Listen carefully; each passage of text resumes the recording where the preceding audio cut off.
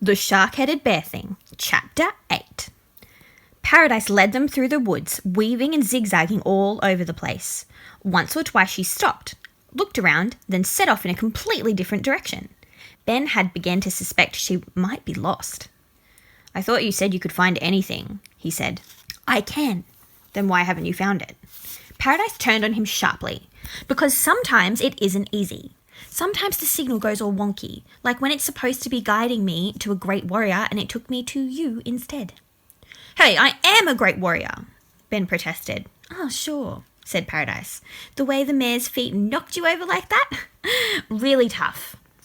"It caught me by surprise, that's all." "What, like the toast did?" "I saved your life," Ben reminded her.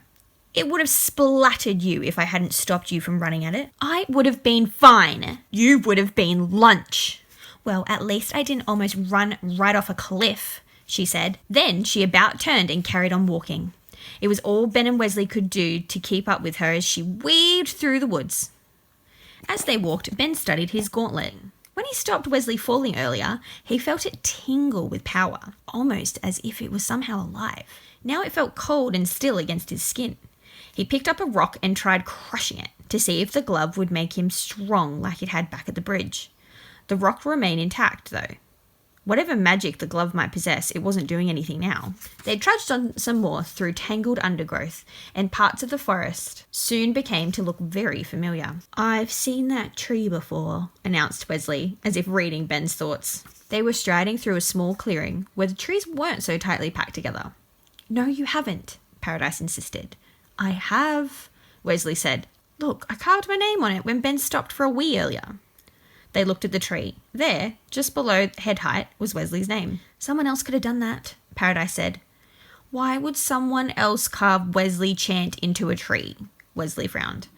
"Oh, loads of reasons," Paradise said. Wesley looked at her. "Such as?" With a loud sigh, Paradise sank down onto the forest floor. "Fine," she said, her voice suddenly small. "We're lost. There, I said it. Happy now?" "Ha! I knew it!"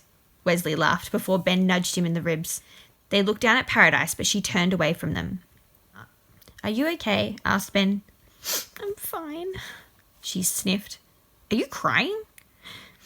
"Of course I'm not crying," she said so sharply that both Ben and Wesley jumped back in fright. "I've got something in my eye, that's all." "Perhaps I can help us find our way," Wesley said. He rummaged around inside his sleeve until he found what he was looking for. The fading daylight glinted off a pair of circular glass lenses. "These belong to my grandfather," he explained, holding up what looked like two short telescopes attached together side by side. They were made of battered leather with two large lenses at one end and two smaller ones at the other. "They're called Peepsies." "What do they do?" Ben asked.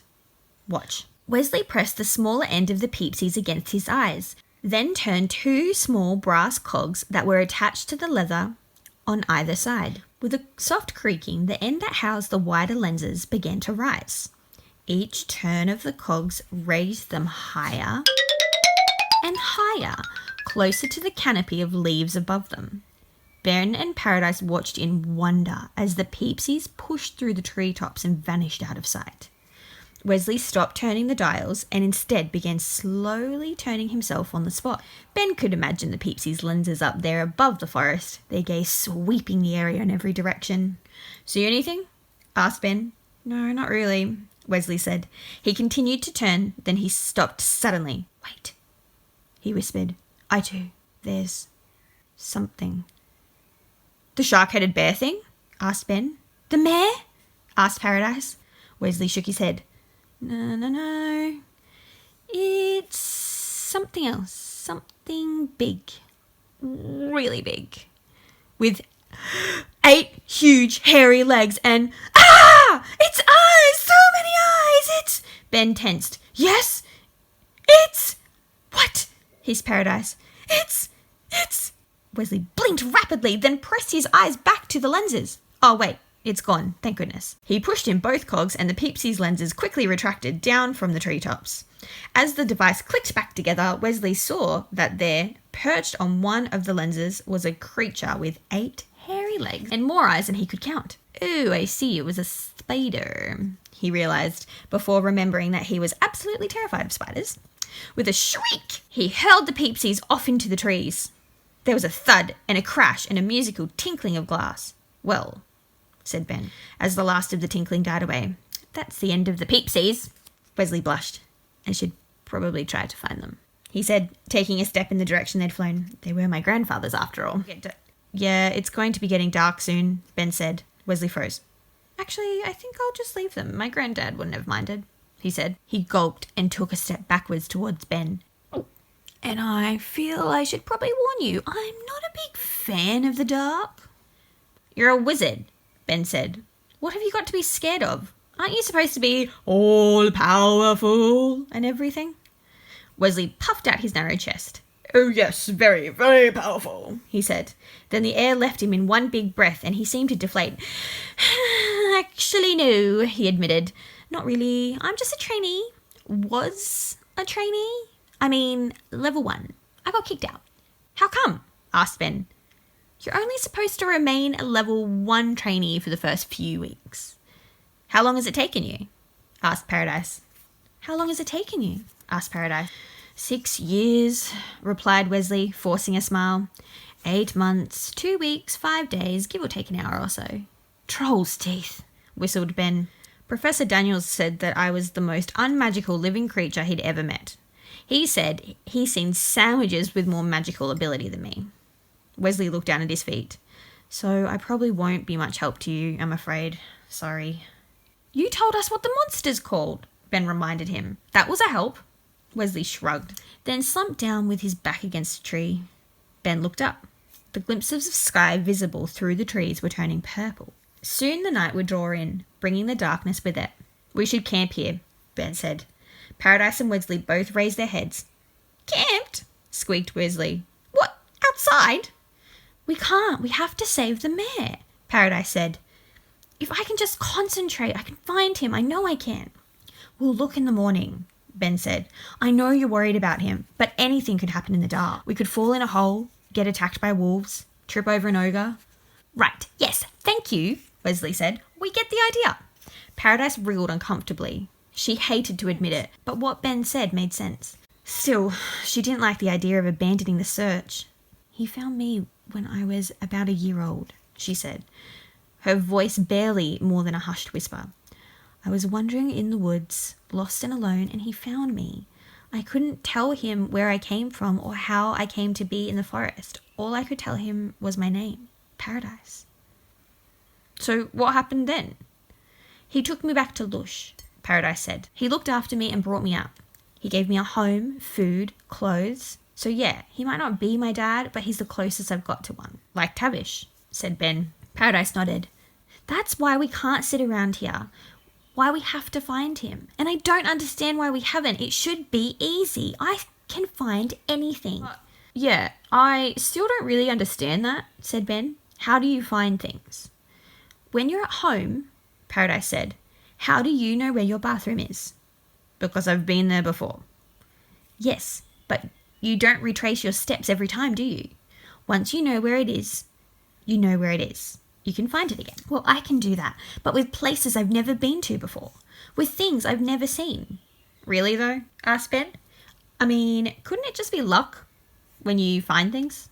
He looked across to Wesley. Have you ever heard of a magical finding ability?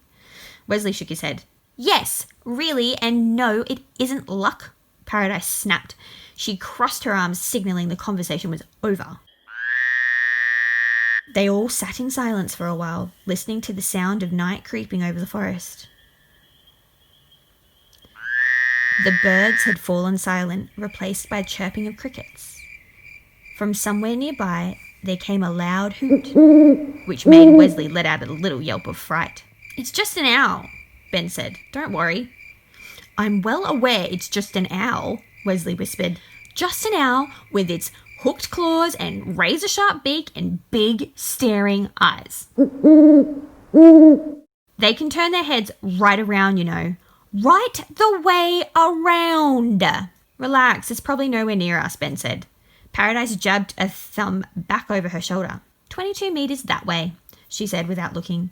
4th branch from the bottom. Ben stood up. Keeping low, he tiptoed off into the darkness. Several seconds passed before he returned. "She's right," he said, sounding impressed. "Told you it wasn't luck. Then why can't you find the mare?" Ben asked.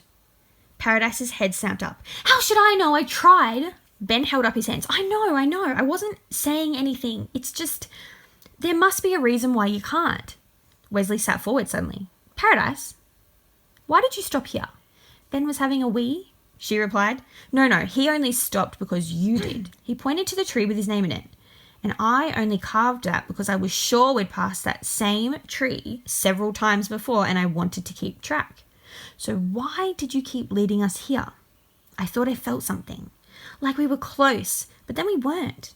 And yet, you brought us back to this exact spot again and again," Wesley said. Paradise and Ben looked at one another. So? They both asked. "There's nothing here." Wesley rummaged up his sleeve until he found the same leather-bound book he'd produced earlier. He flipped hurriedly through the pages until he found the picture of the shark-headed bear thing. "Look what it's doing," he said. The others leaned in close, struggling to see the picture clearly in the gloom. "Biting a rock," Ben said. "Exactly," chirped Wesley.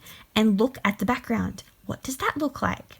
Ben and Paradise went back to peering at the book. "A tunnel?" Paradise guessed. "Precisely. And where might one find a tunnel?" Ben leaped to his feet. He stared at the grass, his whole body suddenly twitching with excitement. "Underground!" he said. Then he threw himself into the air as high as he could and brought both feet down with a slam. There was a groan from all around the clearing, followed by the sound of a giant bubble going pop. In a cloud of dust and soil and rotten bark, the entire clearing collapsed beneath them and they tumbled into a wide hole in the ground. When the dust settled and the noise faded, all was still. Then, from out of the darkness, Paradise's voice rose up. "Will you please stop jumping up and down on stuff?"